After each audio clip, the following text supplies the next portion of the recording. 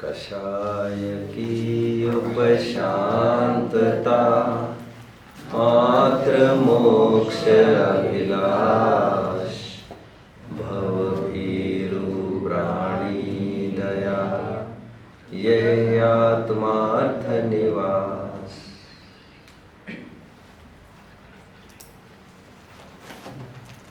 मोक्षार्थियों, दो व्यक्ति, philosophers and scientists. Philosophers are almost scientists and scientists are almost philosophers. दार्शनिक लगभग वैज्ञानिक होते हैं और वैज्ञानिक लगभग दार्शनिक होते हैं। ये अभूतपूर्व समानता दोनों में देखने में आती है। हम जानते एडिसन, अल्बर्ट आइंस्टाइन जैसे वैज्ञानिक जिन्होंने हजारों इन्वेंशंस, डिस्कवरीज की है, उन्होंने मरते समय आत्मा की खोज में ही, आत्मा की खोज की तड़फन में ही अंतिम सांस ली है। काश हम आत्मा को जान पाते। आत्मा को जानने की ललक, तड़फ, अर्ज, कीन डिजायर लगभग वैज्ञानिकों को रही है। दूसरी तरफ देखो, जो दार्शनिक होते हैं वे लगभग वैज्ञानिक होते हैं। सबसे बड़े दार्शनिक, दृष्टा, ज्ञानी धर्मात्मा, आस्थावान जीव हमारे भगवान परमेश्वर है। हे विज्ञान नगर के वैज्ञानिक, तेरी प्रयोगशाला विस्मय, वितराग विज्ञान। और यहां पर ज्ञानी धर्मात्मा जन निरंतर प्रयोग करते रहते हैं। ये सभी प्रयोग सत्य पर आधारित होते हैं। गांधी जी के ऑटोबायोग्राफी का नाम सत्य के प्रयोग, माय एक्सपेरिमेंट्स विद ट्रुथ। ज्ञानी धर्मात्मा के सत्य के आलोक में ही, सम्यक दर्शन के आलोक में ही सभी प्रयोग हुआ करते हैं। आचार्य समंतभद्र ने प्रथम प्रतिमाधारी का नाम दार्शनिक लिखा है। दार्शनिक, दर्शन प्रतिमा जिसे आज तक कहा जाता था। दार्शनिक फिलोसोफर को कहते हैं। इसका मतलब पहली प्रतिमा वाले को फिलोसोफर कह रहे हैं। फिलोसोफर वह है जो पक्का आस्थावान है, one who is a theist, आस्तिक जिसे कहते हैं। इस न्याय से मैंने कहा जितने भी फिलोसोफर्स हैं, सच्चे फिलोसोफर्स, सच्चे दार्शनिक जो इंद्रियों को जीतने की कला जानते हैं।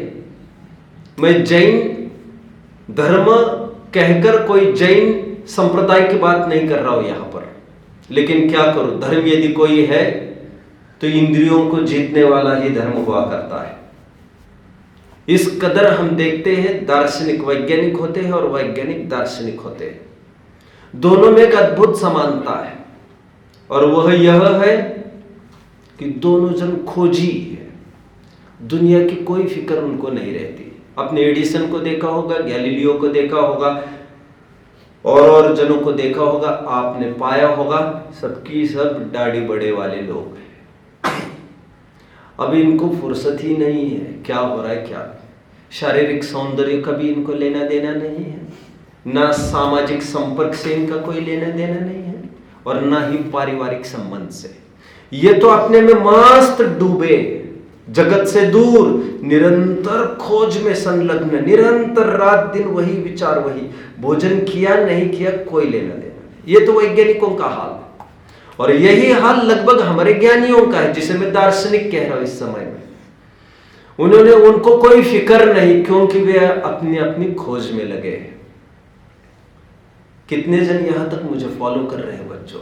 शाबाश शाबाश। दार्शनिक फिलोसोफर को कहते हैं, वैज्ञानिक साइंटिस्ट को कहते हैं। मैं ये कहकर क्या कहना चाहता हूं, मैं एक विशेष फिलोसोफर, विशेष वैज्ञानिक का परिचय आपके बीच में करा देता हूं, जिससे हमारा रास्ता थोड़ा साफ हो जाएगा। आपको अचानक लग रहा होगा प्रकरण तो द्विदल के त्याग का चल रहा था, अचानक हम किसी दार्शनिक और वैज्ञानिक को क्यों टटोलने लग गए? कुछ कारण है आज ऐसा, जिसके पीछे हम पाइथागोरस को याद कर रहे हैं। यह पाइथागोरस वही है जिसे आज दुनिया पढ़ती है, जिनका थ्योरम, जिनका rule, the square of the hypotenuse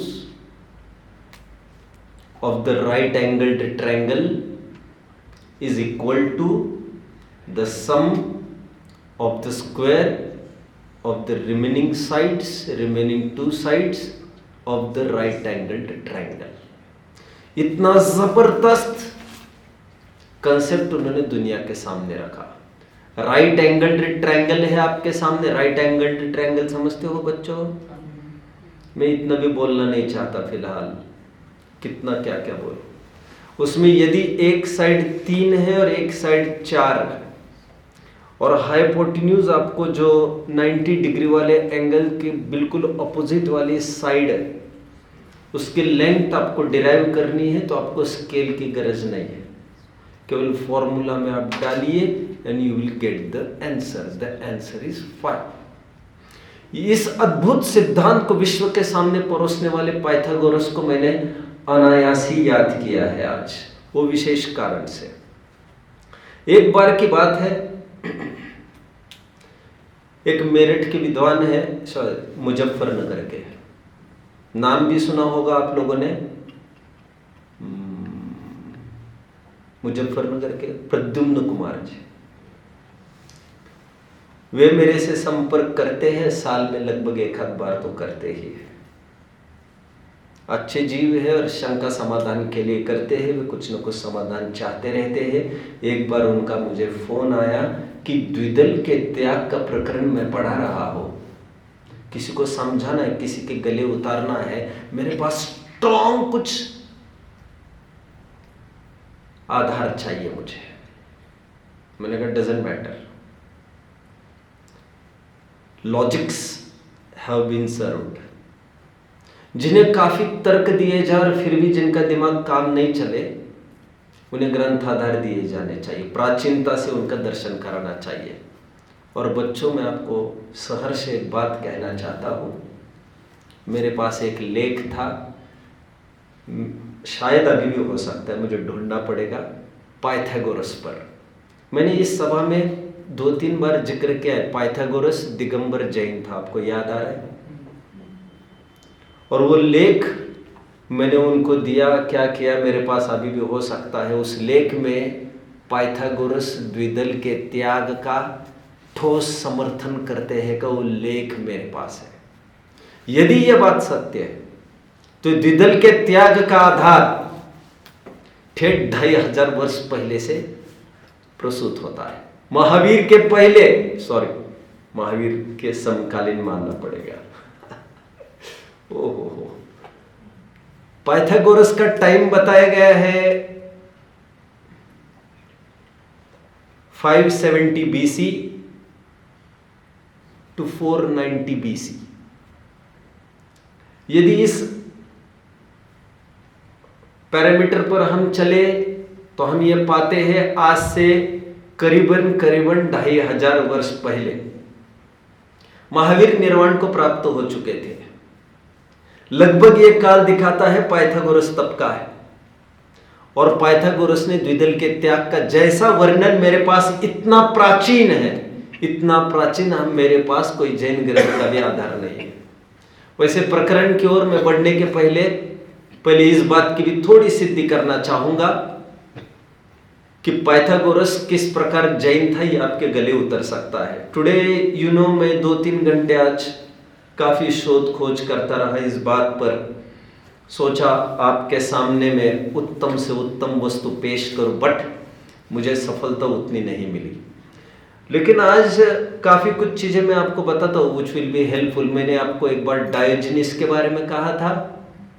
वो डायोजनीस जो केवल लंगोट पर घूमते थे और हाथ में कटोरा रखते थे, बाद में इस डायोजनीस ने कटोरे को भी छोड़ दिया था और लंगोट को भी छोड़ दिया था।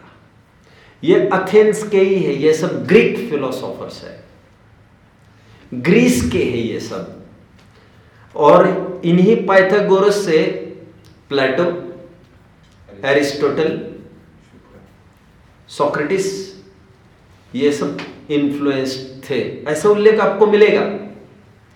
और मुझे कहने में बिल्कुल भी हिचकिचाहट नहीं होती है, एथेंस मतलब जैनियों की नगरी, क्योंकि वहां के चौराहे पर मैंने उल्लेख किया है कई दफे, नग्न दिगंबर मुनियों की प्रतिमा है। शायद ऐसी प्रतिमा भारतवर्ष में भी कहीं हो, ये बहुत मुश्किल है।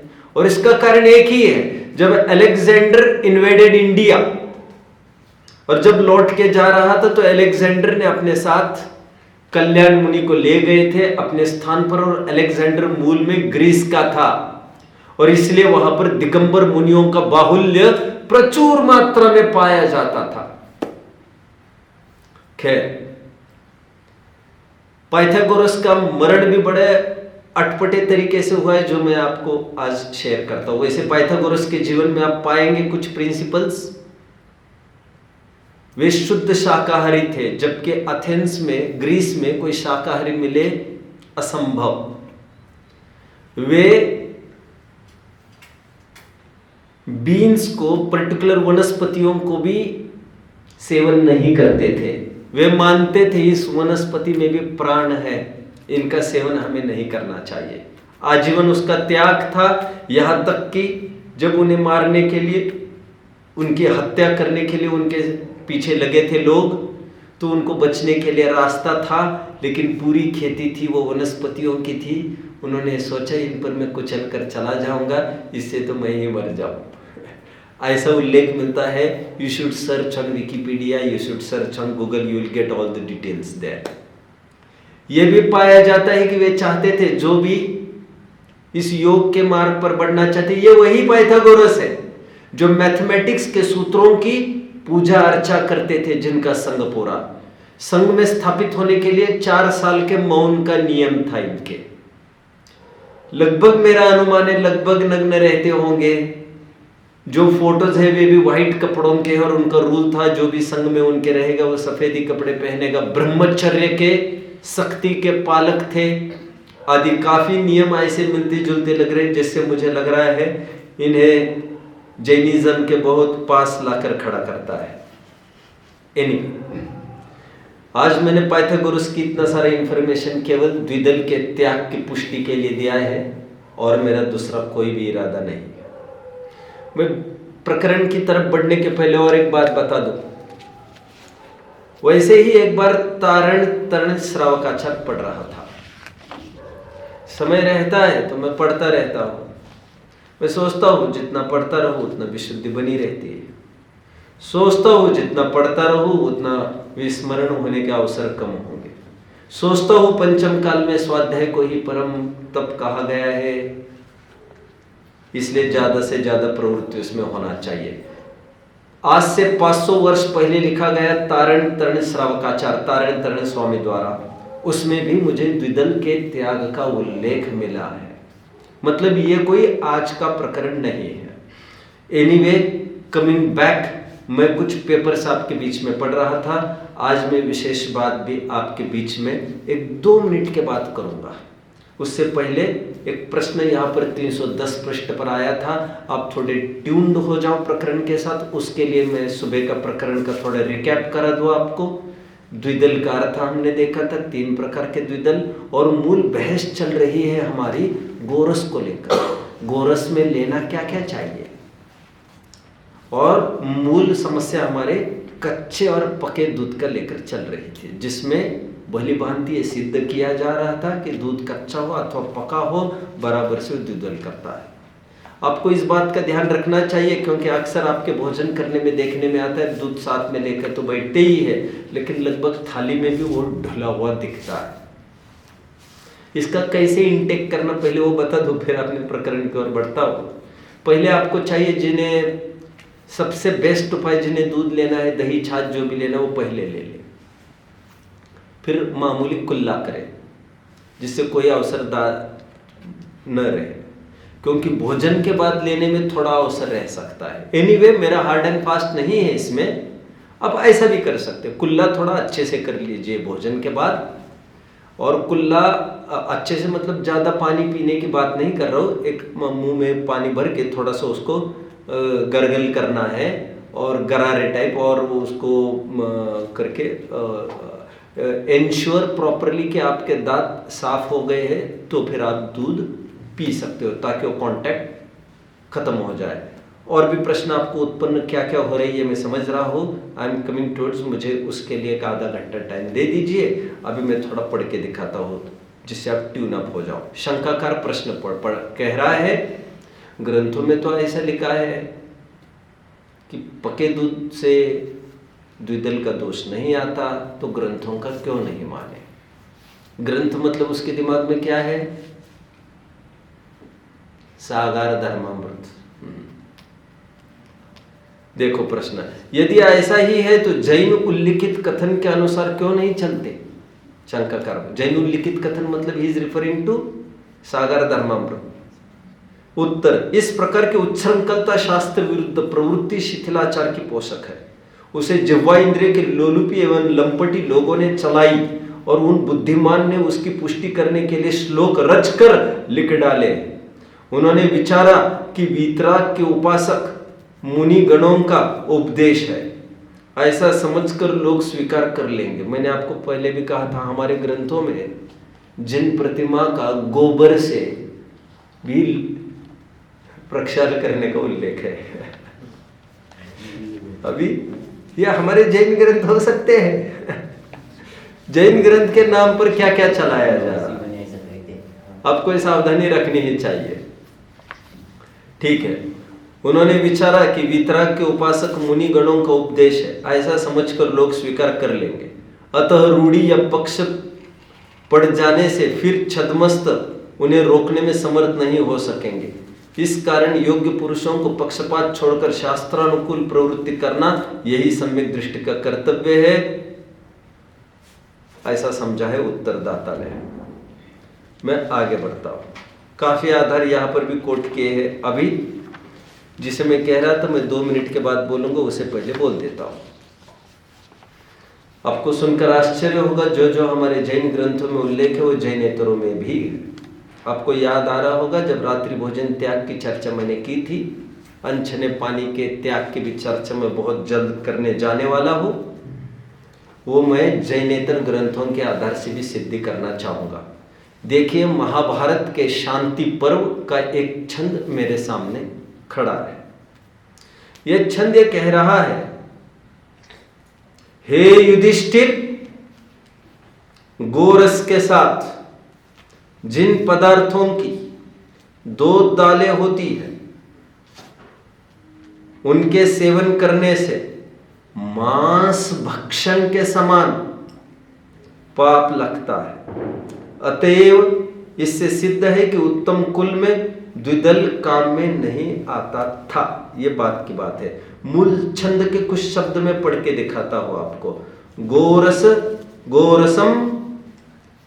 गोरसम आमध्ये तु मुद्रादिषु तथैव च भक्षमाणं कृतं नूनं मांसतुल्यम युधिष्ठिर। यह शांति पर्व का 23वां छंद है बच्चों। द्विदल का उल्लेख जैनेतर ग्रंथ में भी आ गया है। ठीक है, अभी गोरस में क्या लेना चाहिए उसकी बात करते हैं। कच्चे पके दूध की मैं अभी बात नहीं कर रहा। गोरस का तात्पर्य क्या? गोरस का अर्थ आपको दूध वैसे गोरस का अर्थ दूध ही होता है सच पूछो तो, बट यहां पर रूढ़िवश अर्थ लेना है आपको। ये पेजेस पढ़ लेना, 312 313 जो मेरे पास है, मैं आपको सार बताता हूं। फॉर एग्जाम्पल, पंकज ये शब्द है, पंकज शाब्दिक अर्थ मुझे कोई बताएगा? पंकज का शाब्दिक अर्थ मैंने उसका पर्यायवाची नाम नहीं पूछा है, शाब्दिक अर्थ कीचड़ में जन्मने वाला। बहुत बढ़िया, पंके जाए थे, बहुत अच्छी व्युत्पत्ति करके दिखा रहे हैं। जो कीचड़ में उगता है, अतो कीचड़ में जन्म लेता है, अतो जो कीचड़ में स्थित है उसे पंकज कहते हैं। सरोज जो पानी में रहता है, अभी कीचड़ में मान के चलो कोई और भी चीज है, कीचड़ में तो जीव भी पैदा होते ही है ना, लेकिन पंकज का तात्पर्य यहां पर आपको शाब्दिक अर्थ के रूप में नहीं लेना है। पंकज का अर्थ रूढ़िक अर्थ लेना है। यहां पर पंकज के मायने रूढ़िक अर्थ, और रूढ़ हो गया है। पंकज कहा तो आपको कमल समझना चाहिए, लोटस की तरफ, पर्टिकुलर लोटस की तरफ संकेत है। यद्यपि कीचड़ में काफी सारी चीजें पैदा होती हैं, फिर भी रूढ़ हो गया कमल। एक दूसरा, जैसे गोमंडल, गोमंडल किसे कहते हैं? गाय के समूह को। गो गाय, गाय गमन करे सो गाय, ऐसा व्याकरण से अर्थ आपको नहीं करना है, आपको उसका शब्दार्थ नहीं करना है। जो गमन करे सो गाय, क्योंकि बैठी हालत में भी उसे गाय कहेंगे, और हम तुम चलते हालत में भी हमें गाय नहीं कहा जाएगा।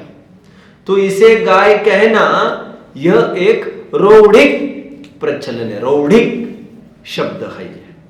इस शब्द का अर्थ नहीं किया जाता। ठीक उसी प्रकार यहां पर सिद्ध किया जा रहा है, यहां जो गोरस ये शब्द है, आपको रूढ़ी से इसके 3 अर्थ लेने हैं: दूध, दही, छाछ, और भी संबंधित मठा कोई कहे, कोई और भी कुछ कहे, अथवा पनीर भी। आज के तारीख में पनीर और कुछ नहीं है, पनीर दही ही है, उसमें कोई ऐसी बात नहीं है नया कोई आइटम है नहीं वो। तो यहां पर वही अर्थ आपको करना है। ठीक है, काफी चीजें व्याकरण के द्वारा यहां पर सिद्ध की गई है, उसे पढ़ना चाहिए पढ़ने वालों को। अमर कोश का मैं कुछ पढ़ के दिखाता हूं। व्हाट इज अमर कोश बच्चों? जैसे ऑक्सफोर्ड डिक्शनरी है इंग्लिश में, जैसे संस्कृत में शिवराम आपटे की संस्कृत डिक्शनरी है, वैसे फेमस है अमर शब्दकोश। अमर नाम के कोई लेखक हुए हैं, साहित्यिक हुए हैं, जिनके नाम से ये शब्दकोश डिक्शनरी प्रसिद्ध है। उन्होंने अमर शब्दकोश में साफ लिखा है कि इसके 3 अर्थ है: दूध, दही और छाछ। ये मूल चीज आपको यहां पर पढ़ लेना चाहिए, जो मूल संस्कृत के वर्डिंग से मैं इसे गौण कर रहा हूं। सागर धर्मामृत की टीका देखिए, जिसमें लिखते हैं क्षीरेण दधना तक्रेण च। क्षीर दूध, दधना दही, तक्र छाछ, और साफ उल्लेख है। अभी किसी ने प्रश्न पूछा कि इसमें घी नहीं आएगा क्या? तो ऐसा साफ लिखा है, हां, गोरस शब्द का अर्थ घी कभी नहीं हो सकता, ऐसा साफ उल्लेख सागर धर्मामृत की टीका में मिल जाएगा। अभी क्या रहस्य इनके थोड़ी देर बाद मैं बात करूंगा। पहले मैं आपको और एक प्रकरण, वैसे हमारा पूरा हो चुका है एक पार्ट, दूसरे पार्ट की ओर बढ़ता हूं। द्विदल और एक चीज को कहते हैं, सरसों और राई संबंधी द्विदल की मैं बात कर रहा हूं। क्या है ये सरसों और राई? सरसों और राई दोनों, पहले तो एक बात क्लियर कर दो, दोनों एक ही जाति के हैं। कहीं जल लिखा होगा, कहीं पानी लिखा होगा, उससे कोई फर्क नहीं पड़ता। या तो सरसों ही लिखा है, राई नहीं लिखी है, तो कोई राई को कहे, जैसे अभी कच्चे पक्के का लफड़ा था वैसे ही कोई राई और सरसों में करने लगते और वे बचने की कोशिश करते हैं। वे भूल जाते हैं कि दोनों एक ही जाते हैं, दोनों भाई भाई, एक बड़ा भाई एक छोटा भाई। तो क्या है इसका द्विदल? विशिष्ट द्विदल है इसका। यह राई अथवा सरसों किसी के भी साथ मिल जाए, किसी के भी साथ, और फिर लार के संपर्क में आ जाए तो द्विदल हो जाता है। किसी के भी साथ मतलब, अरे नमक के भी साथ, मतलब कोई नमक में घोलकर यदि सरसों राई को खाना चाहे तब भी वो मांस सेवन कर रहा है। अरे नमक की छोड़िए, यदि कोई राई सरसों को गरम करता है तवे पर और गरम करके खाता है, कुछ मिला है तो नहीं ये आपको लग रहा है, ये गरम भी कर लिया, इतने मात्र से ये हो गया द्विदल। आपने नोट किया होगा। इसलिए हमारे यहाँ के जो पोहे बनते हैं, मैं पोहे का समर्थक नहीं हूं प्लीज, मैं कहाँ से पोहा बोल गया मैं कहाँ से पोहा बोल गया, और मैं बोल चुका हूँ ऐसे पोहा एक बाजारू चीज है। अभी मैं पोहा भी शब्द इसलिए बाहर निकल आया क्योंकि मुझे कोई पूछ रहा था 1-2 दिन पहले एक्चुअली पोहा में सरसों डालना चाहिए कि नहीं डालना चाहिए। अब मैं उनको तो बोला पोहा स्वयं ही अशुद्ध है, अब यहाँ पर मेरे मुंह में आ गया। ठीक है, हमारे यहाँ पर जैसे अचार बनाते हैं, अचार में भी सरसों डाला जाए, राई डाली जाए, वो कुछ भी डालिए, कुछ भी, सरसों राई किसी में भी डालिए वो अभक्ष हो जाएगा, आपने देखा होगा। इसलिए हमारे छोक में यहाँ पर सरसों राई का प्रयोग नहीं होता। आई थिंक यहाँ पर होता है नहीं। बहुत बढ़िया। तो फिर तड़का जब लगाते हैं ना, हाँ। किसी भी सब्जी को इसको उसमें राई डालने की पद्धति है। अपने यहाँ नहीं यूज करके नहीं नहीं, ऐसे यहाँ का मतलब हाँ हाँ समझा। मैं अपने भोजनशाला की बात कर रहा हूँ, मुझे अपने दुनिया से कोई ऐसी बात नहीं है खास। हाँ, सरसों किस हालत में भक्ष्य है मैं बता रहा हूँ। केवल जो सरसों या राई खाना चाहता है, खाना, दैट्स ऑल, तो उसके लिए वो भक्ष्य है। बट ऐसा कौन खाता होगा यार? हाँ, नहीं खाता होगा तब तो फिर कोई बात ही नहीं है, और खाता भी नहीं है ऐसा कौन खाता है? वो कोई सोप वगैरह थोड़ी है जो खाया जाए, उसके साथ कुछ भी ट्रीटमेंट हुआ बस वो द्विदल के दायरे में चली जाएगी। ये राई और सरसों का विषय समझना, तेल चल जाता है उसका। अभी उसकी चर्चा मैं करने वाला हूँ। 314 पेज पर साफ उल्लेख है इसी संयम प्रकाश का, उत्तरार्ध द्वितीय किरण, साफ लिखा है राई और सरसों का संबंध के हेडिंग से। राई सरसों इनका तेल काम में आता है। रायता तथा, मैं अभी तेल की बात करूंगा, रायता तथा अचार में डालकर जिमने की मर्यादा अंतर्मुहूर्त की भी नहीं है, कारण कि त्रस जीवों की उत्पत्ति हो जाती है। यह और एक प्रकार का द्विदल मैंने बताया। अब मैं 1-2 मुद्दों पर बात करना चाहूंगा। एक मुद्दा तो यह है हमारे सामने, कोई लोग प्रश्न पूछते हैं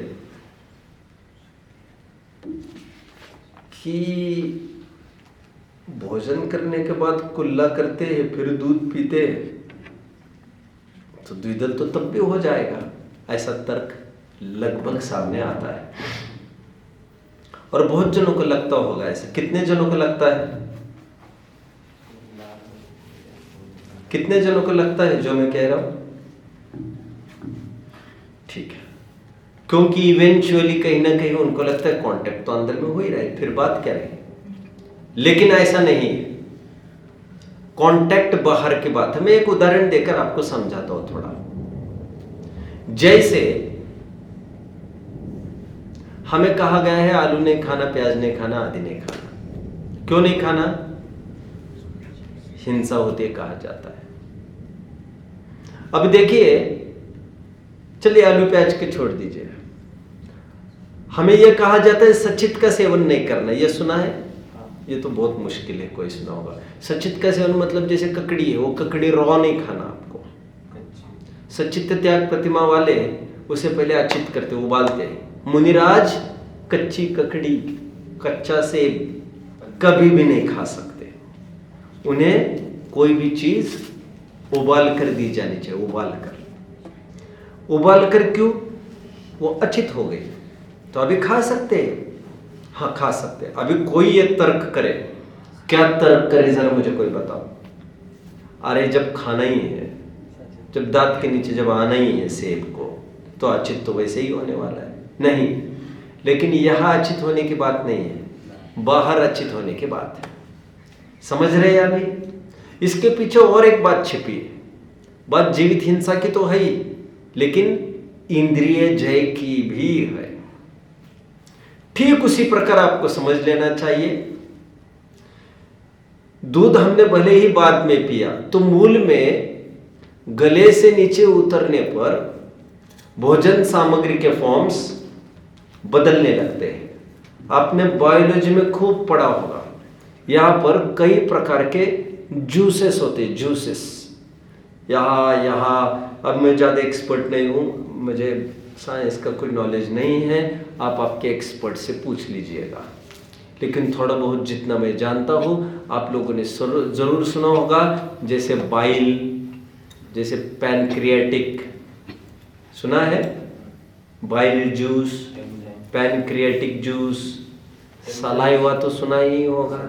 तो ये एंजाइम सिक्रेट होते हैं। जैसे बाइल कहाँ से सिक्रेट होता है? जैसे पैनक्रियाटिक जूस पैनक्रियास से सिक्रेट होता है, बाइल लिवर से सिक्रेट होता है, राइट। तो ये एक एक एंजाइम सिक्रेशन के एक एक बात होती है। तो एंजाइम सिक्रेशन होता है, तो जैसे यहाँ से भी कुछ जूसेस सिक्रेट होना चालू होते हैं।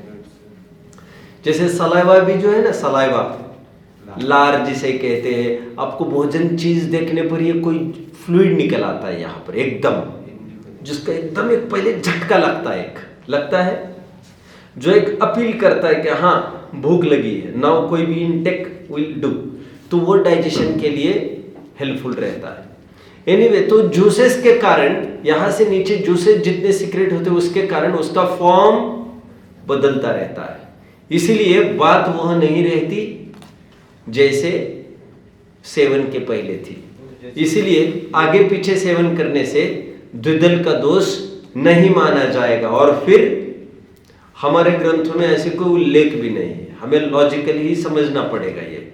और ऐसा तो है नहीं जिस भोजन में बाकी का भोजन किया है और उस भोजन में दूध नहीं ले सकते, ऐसा तो होता नहीं है। जैसे 23 तीर्थंकरों का पारना दूध और दुग्ध पदार्थ से हुआ, तो ऐसा तो है नहीं कि उस समय में कुछ दूसरा भोजन नहीं किया उन्होंने, ऐसे दूध पर ही होगा, ऐसा तो बहुत मुश्किल लगता है ना। तो आगे पीछे हम ले सकते। बोलिए। लीवर में HCl हाइड्रोक्लोरिक एसिड, हाँ, तो उसके कारण भी होता है ना। जैसे दूध पिया हमने, अभी यदि उल्टी हो जाए तो क्या दूध के फॉर्म में थोड़ी आता है वो बाहर, वो फॉर्म सब बदल जाते हैं अंदर। इसलिए अंदर के मिक्सचर से द्विदल होगा, इस कल्पना से आप दूर रहिए। और फिर मूल में वो सलाइवा की बात थी, यहां पर यदि संपर्क हो तो की बात थी। इसके बाद वे जूसेस अलग अलग प्रकार के रहते हैं, उससे वैसा रिएक्शन नहीं होता। और एक अभी तर्क जो अभी अभी यहां से पूछा गया, उसका मैं समाधान करता हूं। प्रश्न ये किया है आप भी, मैंने थोड़ा संकेत पूर्व के कक्षा में भी किया था।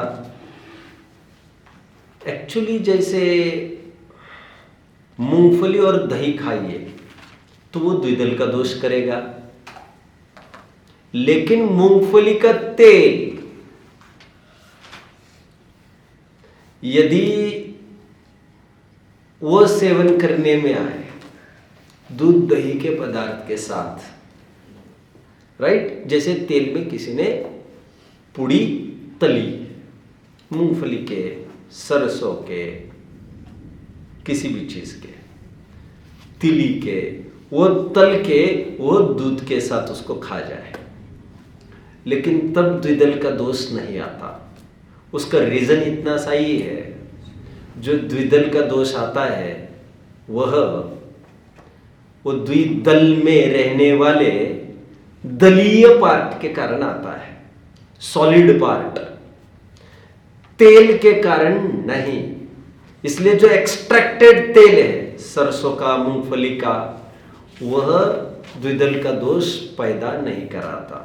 दलीय पार्ट है, समझ में आता है ना आपको? जैसे तिल है तो तिल दो भागों में विभाजित किया जा सकता है, एक तरफ तेल का अंश और एक तरफ सॉलिड पार्ट, दल जो जिसे कहते हैं हम। तो जो द्विदल का दोष आता है वह दल के कारण बताया गया है। तो तेल को लेकर द्विदल दोष नहीं आता, ये भी बात आपको समझना चाहिए। और किसी को कोई डाउट होगा तो अभी प्रश्न पूछे जा सकते हैं, अन्यथा मेरी तरफ से तो आई एम हाँ उबालने पर वो अचित्त हो जाता है। हाँ। फिर मर्यादा खत्म हो गई, फिर उसको उबाला जाए। किसे? जैसे कोई भी पानी है जैसे। नहीं, उसका मैं लूँगा, मैं दूसरे प्रकरण में ले लूँगा। अभी के प्रकरण में that will be patch work. तो इसी संबंधित कुछ बात होगी तो बोलिए, नहीं तो और भी कुछ इसी संबंधित मैं सोचता हूँ क्या बात करना। फिर पानी की जब चर्चा आएगी तो तब मैं ले लूँगा उसे। दूध भी है, उसकी मर्यादा खत्म हो गई, फिर उसको उबालना जाए तो दूध के संबंध में भी मैं अलग से एक पीरियड लेने का सोच रहा हूँ।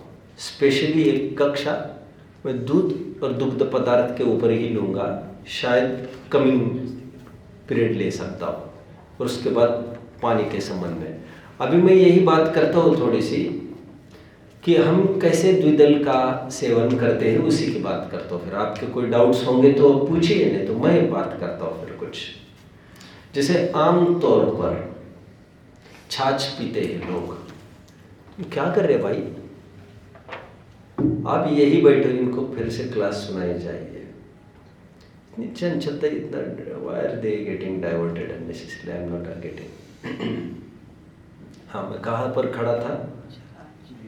मैं ये कह रहा था जैसे छाछ है, छाछ में बहुत जन जीरा डाल के लेते हैं, वे समझते that is good for digestion, may be, I am not very sure. तो ये दोष करता है। कोई लोग दूध की उकाली बनाते समय उसमें अजवाइन डालते हैं, तो ये अजवाइन डालने से ये फिर सदोष हो जाता है। पेशाब की बीमारियों के लिए, टॉयलेट की बीमारियों के लिए जितना मैंने सुना है, दूध में तीली डालने से वो हेल्प करता है कहते हैं। मैं नहीं जानता बाहर क्या होता है और हो भी सकता है कि नहीं। मैं तो इतना ही ये कह रहा हूँ क्या क्या अवसर है जहाँ पर द्विदल के सेवन का प्रसंग बन सकता है। तो आम तौर पर ये देखने में आता है। और कुछ आपके ज्ञान में है जिसका ध्यान रखा जाए? हाँ, जैसे आम तौर पर दूध की खीर बनती है, रबड़ी बनाते हैं लोग, बासुंदी वगैरह बनाते हैं, तो आम तौर पर लोग उसमें चिरौंजी वगैरह डालकर, चिरौंजी जानते हैं आप लोग? चारोली, चारोली, तो उसको डालकर डालते ही है। हाँ, इलायची द्विदल का काम नहीं करे क्योंकि इलायची का दो फाड़ होते ही नहीं, तो उस दायरे में नहीं आएगी। लेकिन जिसके दो फाड़ होते हैं वो कोई चीज यहां पर नहीं चल सकती। तो अभी किसका उदाहरण दे रहा था मैं? हाँ, ये दूध वगैरह, खीर वगैरह में जो बादाम डालते हैं और लगभग डालते हैं, ये मालूम होने के पहले तो बिल्कुल डालते ही हैं। तो ये बादाम, काजू वगैरह जो भी दुग्ध पदार्थ में डाले जाते खीर आदि में, तो सब सेवनीय नहीं है, वो द्विदल का दोष पैदा करेगा। और क्या है आपके नॉलेज में? काला नमक डालते हैं तो नहीं, अभी अपन द्विदल का ही विचार कर रहे हैं। वैसे अभी काले नमक की अभी बात नहीं कर रहे। बहुत जन मूंगफली की चटनी दही में मिलाकर, नोट किया है आपने? ऐसा भी करते हैं। बहुत जन दही की चटनी जो बनाते हैं, दही की, अब डेफिनेटली जो दही की चटनी बनाएगा, जैसे बहुत जन इडली के लिए भी बनाते होंगे और चीज के लिए बनाते, तो दही डालते होंगे, तो दही डालते हैं और फिर मूंगफली भी डालते हैं उसमें। तो इस कदर वो फिर द्विदल के दायरे में चली जाती है। और फिर दाल वाल भी है हमारे भोजन में, तो ये सब खत्म करता है वो भक्षता। और क्या आपके ख्याल में आ रहा है भोजन में, और क्या सावधानी रखी जा सकती है? किसी को कोई आइडिया? और मेथी का भी आप समझ सकते हो, कुछ कुछ लोग दूध में मेथी भी डालते हैं, दूध में कुछ कुछ लोग दही में भी, छाछ में भी मेथी भी डालते हैं, अजवाइन भी डालते हैं, जैसे जीरा डालते हैं। सौंफ का भी अनुरूप आपको समझना चाहिए। बोलो। मसाला दूध भी बनाते तो उसमें भी बादाम वगैरह डालते लोग। हाँ बोलो। दही का रायता बनता है, उसमें बूंदी डालते हो। हाँ, ये तो रायते की तो बात अपने अभी यहाँ से मूल में से ही पड़ी है। जो अभी संयम प्रकाश का तो मूल शब्द ही आ रहा था रायता का, जो पेज नंबर हमने अभी पढ़ा 314 पर, तो वहाँ पर मूल शब्द ही है रायता तथा अचार में डालकर जिमने की मर्यादा अंतर्मुख की भी नहीं है। तो रायता भी नहीं चलेगा, क्योंकि जो बूंदी डाली जाती है वो बेसन की है। अभी कुछ कुछ लोग आटे की बनाते हैं बूंदी, और उसका भी रायता बना लेते हैं लोग, तो दैट विल डू, बट दाल आदि चीजों का काम नहीं बनेगा, वो द्विदल दोष करेगा। और कुछ आपके नॉलेज में? पनीर की सब्जियां तो सब जितनी भी पंजाबी डिशेस के नाम पर, जितनी भी पनीर, चना पनीर और क्या पनीर, पनीर पनीर के बिना तो कुछ बनता ही नहीं है पंजाबी में, तो ये सब पनीर सदोष माना जाएगा। अपने यहाँ बनती है पनीर की सब्जियां? हाँ, पहले बनती थी, आगे बनती है। और अभी बनेगी भी नहीं इसके बाद। ठीक है, बनेगी तो अपने गुरुकुल के लिए नहीं चलेगा, वो हमारे गुरुकुल के लिए अलग सी व्यवस्था की जाए। बोलना हम सबको सुरक्षित नहीं रख सकते, नहीं रहने तो हम क्या कर सकते हैं? अपने बच्चों को तो सुरक्षित जरूर रखेंगे और हर हाल में रखेंगे। ठीक है, और कुछ नॉलेज में है आपके? और कैसे बच सकते हैं द्विदल से? नॉलेज में है किसी के? कोई ककड़ी की कोशिम्बीर बनाते, कोशिम्बीर कहते हैं, उसमें भी दही डालते हैं। दही ककड़ी का को किसकर, तो इस विधि से ये भी हो जाएगा द्विदल, क्योंकि बीज चले गए ना उसके। और सोचो, कोई दिमाग लगा के बीज निकाल देगा। लगाने दो ना दिमाग, चलेगा। इतना इतना तो दिमाग लगाए हो। सुबह मैंने बात की थी, आप थे क्या? लौकी के बीज हटाए और फिर लौकी किसकर उसकी खीर बना ले, दैट विल डू, चलेगा चलेगा, क्योंकि द्विदल करने वाला अंश वो बीज का ही है। बीज हटने के बाद बाकी कोई बात रहती नहीं फिर। और कुछ नॉलेज में है बच्चा आपके? देखो पीछे के दो बच्चे, they are not at all attentive, निरंतर कुछ कर रहे हैं एक दूसरे। और कोई किसी के पास? ओमका का कुछ और द्विदल की और संभावनाएं कैसे हो सकती है? मन में प्रश्न है तो उसको एक्सप्लेन तो हो गई है, जिसमें जो सिंगदाने का था, तो आपने सिंगदाना दूध है या नहीं पूछना था, तो आपने वो एक्सप्लेन कर दिया। तो बिल्कुल है। हाँ, उसका तेल निकलने के बाद, तेल तो है सब में, तेल में तो पुड़िया तलती ही, और फिर वो जैसे दूध दही के साथ खाई ही जा सकती है। दूध दही नहीं चलता, लेकिन घी चलता है। घी घी तो चलेगा, तो घी उसी प्रकार से घी गोरस में नहीं आता, इसकी बात हो चुकी है। पूरन की रोटी घी के साथ खा सकते हैं। हाँ, अब ये भी समझना, पूरन होती है ना, पूरन पोली तो बहुत प्रसिद्ध है महाराष्ट्र की, तो वो लगभग लोग कोई कोई दूध के साथ भी लेते हैं, जानते हैं आप? गए तो दूध के साथ फिर द्विदल दोष कर जाएगा, क्योंकि पूरन पोली में बेसन दाल की बनती है वो। ठीक है, चलिए, काफी चर्चा हो चुकी है हमारी, तो और भी कुछ आइटम्स हो विचार करते रहना, मैं ज़्यादा कुछ नहीं बताऊंगा। पनीर यदि सेवन करने में आना है तो या तो पनीर मीठा करके लिया जा सकता है, अथवा रसगुल्ले वगैरह बनते ही है तो पनीर के तो वैसे बनाया जा सकता है। पनीर का सेवन सब्जियों के रूप में नहीं हो सकता। गुलाब जाम भी वैसे भोजन में नहीं खा सकते। हाँ? गुलाब जाम जो होते हैं, सवाल नहीं साहब, सुबह हो गया गुलाब जामुन। अच्छा, सुबह हो गया। सुबह मैंने एक चर्चा की, 1 घंटा हुआ है सुबह, तो उसमें काफी चर्चा की है। नहीं, हमने तो यहाँ तक कह दिया है कि गुलाब जामुन में लोग बीच में चिरौंजी डाल देते हैं। ये गुलाब जामुन खाना भक्ष्य तो नहीं ना? नहीं, उसके अंदर दूध कहाँ बख्श है? वो तो यानी खा सकते हैं, लेकिन किसी के साथ नहीं। भोजन के पहले या भोजन हाँ, के तो बाद? ऐसा करिए, भोजन करने के बाद कुल्ला करिए, फिर आप गुलाब जामुन खा सकते हैं। यहाँ पर भी बनते हैं, कभी बनते हैं, तो यहाँ पर यह सावधानी रखी जानी चाहिए। यहाँ पर तो भोजन के ही टाइम पर उसे जाते होंगे वैसे तो। नहीं, थोड़ा ध्यान रखना इसका, ऐसा नहीं होना चाहिए। हमारे एग्जिस्टेंस का कोई इंपॉर्टेंस होना चाहिए। हम कठपुतली नहीं है, और ना है कोई पुतला है, और ना इनएक्टिव चीज है। हम जीता जागता जैन धर्म को प्रसारित करने वाले एक मजबूत साधन खड़े हैं। ठीक है, मक्खन और किसी को नहीं देखना उसमें। मक्खन सर्वज्ञ जिन शासन खत्म। मक्खन इसके अलावा किसी की भी कोई एंट्री नहीं है इसमें। कोई बड़ा है ही नहीं हमारे सामने, कोई बड़ा नहीं, किसी की भी औकात नहीं इसके सामने। और फलाना विद्वान ने कहा और फलाना विद्वान लेते हैं हमारे सामने, ये आगम है बस, दैट्स ऑल। कोई लोग पापड़ के साथ भी खाते हैं, पापड़ दही, ये भी सब गया। कोई, हाँ, अभी कोई कह रहा था वो गठिया वगैरह वो भी दूध दही के साथ खाते, सेव वगैरह डाल के चाय के साथ खाते, गए, वे भी गए। चाय में भी दूध होता है। अभी यदि खाकरा का तो मैं पोषण कर भी नहीं रहा हो, लेकिन खाकरा 6 घंटे के अंदर की मर्यादा को मान के चलिए। अब अक्षय तो माना नहीं जाएगा। यदि खाकरे में मसाले खाकरा बनाने के लिए कुछ जीरा वगैरह डाल दिया जाए, बस वो दूध के साथ नहीं खा सकेंगे।